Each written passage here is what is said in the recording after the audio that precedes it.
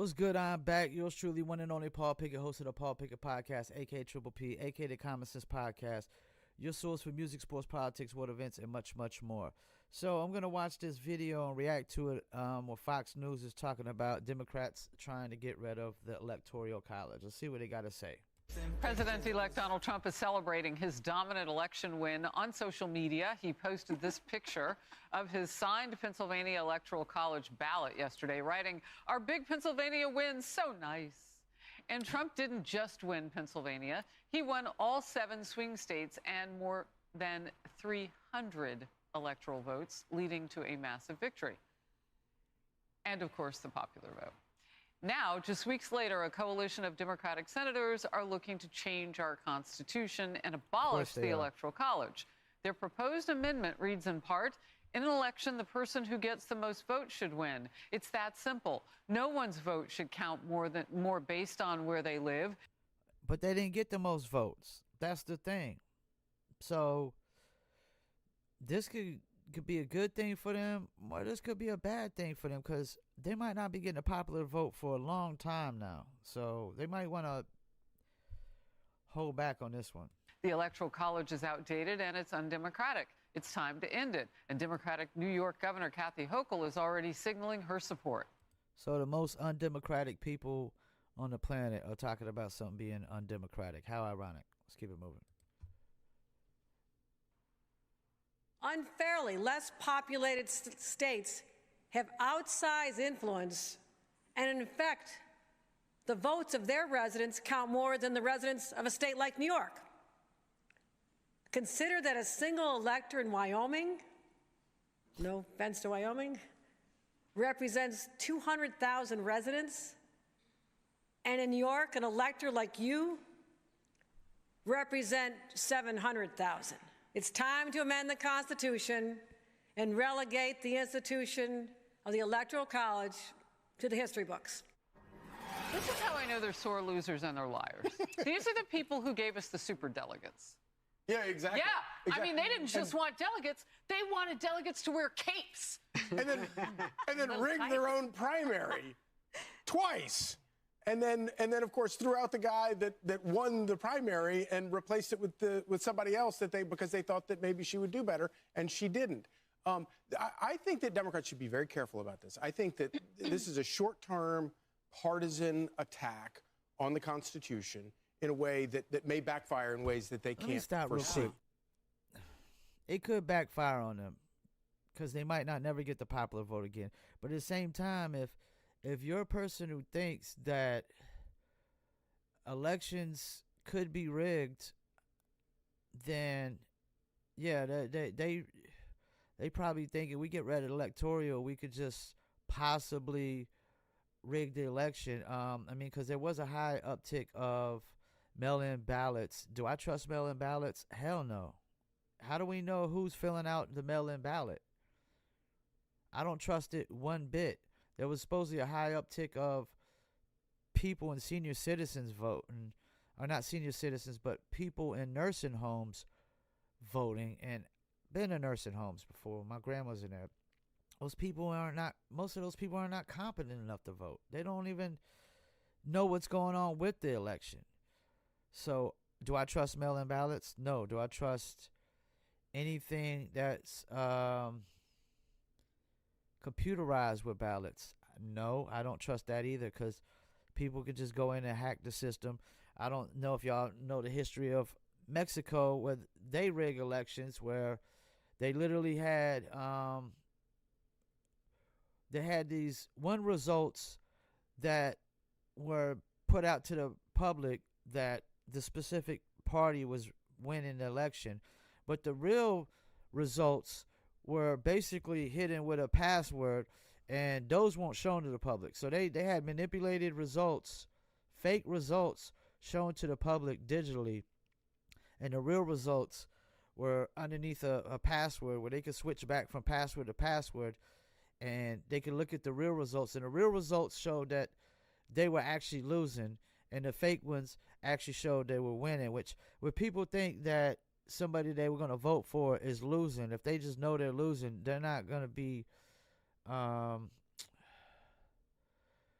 motivated. They're not going to be motivated to get off the couch and go vote for the person they want to vote for if they see, oh, my guy clearly lost, or the woman I vote for clearly lost or is clearly losing. So, yeah, that's part of, rigging an election, too, is putting that. That's why the polls, the polls, I don't trust the polls either, because the polls are out there to unmotivate people from voting for who they want to vote for when they see, oh, well, my person's losing the polls anyway, so no reason for me to go vote. But this definitely could backfire on Democrats. The founders recognized the importance of giving states the power, because, and it's really important, and it was very prescient, because if you look fast forward to today, the reason they wanted the states to have this power is because they were worried that the federal government wouldn't have a check on it. And the reason that states have this power is because they're the only entity in our government that can stand up to the federal government. And my worry, the consequences of doing something, I don't think it's doable, and I don't think they'll succeed, but the consequences would be disastrous, and I think it would also probably hurt them in ways that they can't foresee. Kennedy, do we want the people who literally could not figure out not to close down everything and lock us down in COVID, to then be able to cut out the rights of voters that were foundationally carved for states? Do we want them to do that? No, we don't, and everyone knows that, and that's why it's so difficult. That's why the process was designed to be difficult to amend the Constitution. Because you know what? I get what they're saying here. Like, this would give the federal government just ultimate power. So whoever is pretty much in office at the time will probably have ultimate power and whatnot. And I don't know why they would want this when they clearly lost the popular vote and they clearly lost the Electoral College vote.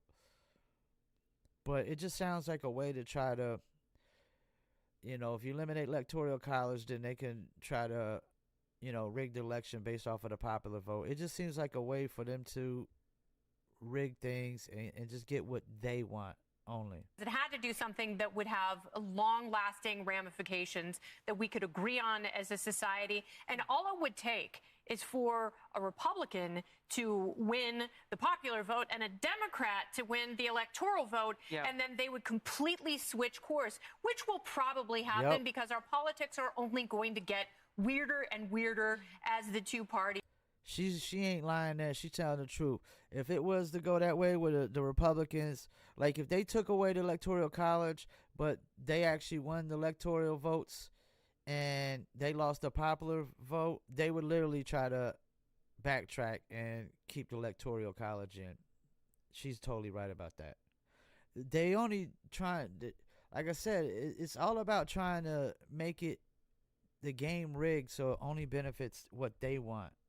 These sort of age out their Humpty Dumptys like Mitch McConnell and Nancy Pelosi who can't stay upright. So a newer generation of people is going to come forward and they're going to appeal to voters in different ways. And so everything will continue to get flipped on its head. The Constitution should not be one of those things. And you're also going to ignore everyone in the middle. So that means presidential hopefuls will only be campaigning in New York, California, Texas, and Florida. And they're basically saying, suck it, Iowa. Wow. Right now, aren't all of those sanctuary cities? I mean, they're in states, I should say. They're spreading like scarlet fever. Oh, my goodness. All right. And in her lovely scarlet fever, like oxblood skirt, Rosanna Scott. So this is what I have to say, Harris. Governor Hochul has so many problems in New York City and in the state. It's kind of interesting that she's talking about this. Her administration did a redrawing of the congressional maps, which was overturned. And then Nancy Pelosi basically blamed her for losing congressional seats and messing up everything in D.C. So I don't know. Does Governor Hochul really have any weight when she comes out and talks about electoral votes? I'm not really sure. That was such a great lead up. It's like, wow. Yeah, it's perfect. Look, nothing is more rich than these Democratic individuals saying that the current state is undemocratic when they removed the duly elected candidate for their own party for the presidency and expected everyone to just sit back and swallow it. Yeah, that's very hypocritical. They literally just said, screw primaries. We're not going to give nobody else a shot or a chance to run for president. We're just going to pick who we got, who we want, and that's it. You know, even though none of the Republicans stood a chance of beating Donald Trump, they gave him a shot. They didn't do it. Yeah, I think I heard enough on this. This could definitely go back to backfire on Democrats if they try to do this. It might be the dumbest thing ever for them. Because if they stay on course with these woke politics and the identity politics and transgenderism and open borders and allowing boys to change in girls' locker rooms and males and female sports and all these things that are very, very divisive, and going after Christians. How about that one? They're attacking Christians, and you know, there's a lot of Christians in the world. So if you start attacking Christians, you're pretty much alienating, you know, half of your base, which is crazy. Maybe they need to wake up and smell the Folgers. Yeah, I don't know how this is going to turn out. It just sounds like a way for them to have the game rigged. Federal government control what other states say or do. You know, I mean, states should be allowed to vote who they want to vote on. The federal government shouldn't be allowed to interfere with that. That's why it's called the United States of America, but they're probably trying to abolish that. And I could see a United States that's totally divided here soon. I could see a lot of states just saying, "Yo, we're not gonna be part of the United States no more. We're conceding. We're just gonna do our own thing, and screw y'all." Just like that little town in they created near Baton Rouge, which a lot of people are upset with that. They screaming racism, but you know, I'm sorry, some people don't want to be under democratic government. Not with the far left, radical, woke politics. Appreciate y'all tuning in another episode. Peace, and I'm out.